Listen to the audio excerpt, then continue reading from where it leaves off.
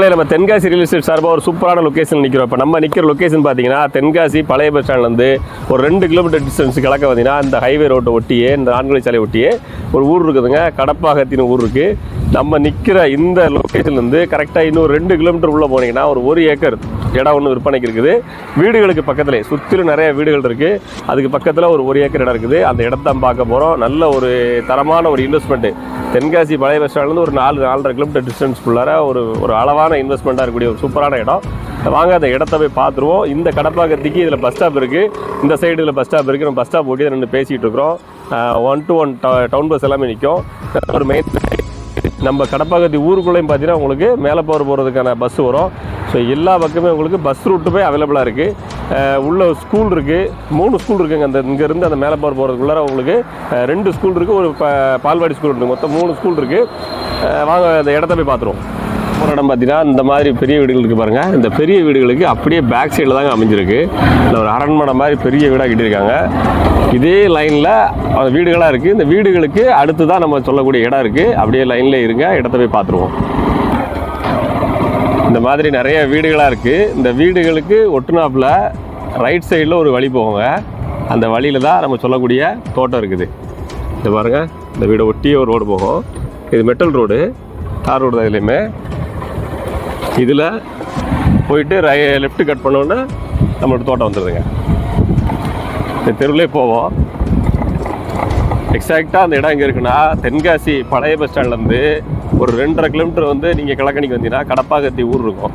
அந்த கடப்பாக்கத்தி ஊரில் இருந்து அப்படியே வந்தீங்கன்னா கடப்பாக்கத்தி ஊர் எண்டில் சடையப்புறம் ஊர் ஸ்டார்ட் ஆகும்.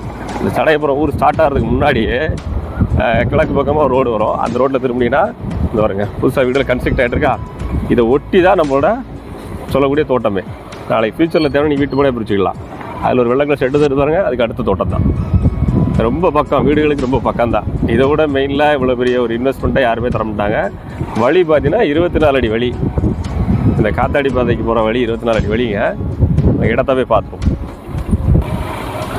இது வந்து உங்களுக்கு ஆடு எல்லாம் போட்டு வளர்க்குற செட்டு போட்டிருக்காங்க. ஃபார்ம் ஹவுஸ் போட்டிருக்காங்க. உள்ள ஒரு 4 ஏக்கர் தோட்டம் எடுத்து ஆடெல்லாம் வளர்த்து செட்டு போட்டிருக்காங்க. இந்த இடம் தாங்க க்ளீன் பண்ணி போட்டிருக்குங்களா. இந்த இடம் தான் 1 ஏக்கரு. இந்த 1 ஏக்கரும் பார்த்தீங்கன்னா நல்லா க்ளீன் பண்ணி போட்டிருக்காங்க. இதில் ஒரு 10 தென்னை நிற்கிது. இந்த இடத்துக்கு அந்த பக்கம் ஃபுல்லாக வீடுகள் பார்த்தீங்களா. இது ஒரு மில்லு. அந்த வீடு ஒரு கன்ஸ்ட்ரக்ட் ஆகிட்டு இருந்து பார்த்தீங்களா. ஃபுல்லாக உங்களுக்கு வீடுகள் தான். 1 ஏக்கருமே நல்ல இடம், செழிப்பான இடம். ஒரு வாட்டர் பிளான்ட் போடுறதுக்கு, ஒரு நர்சரி கார்டன் போட நினைக்கிறவங்க, இல்லை ஒரு பிஸ்னஸ் பண்ணுறதுக்கு நினைக்கிறவங்க, இல்லை ஒரு இன்வெஸ்ட்மெண்ட்டாக எடுத்து போடலாம், ஃப்யூச்சரில் ஒரு வீட்டு மனையாக பிரித்து விற்றுக்கலாம்னு நினைக்கிறவங்க எல்லாத்துக்கும் யூஸ் ஆகும். நம்ம கண்ணு கட்டின தூரத்தில் வரைக்கும் வீடு தான்.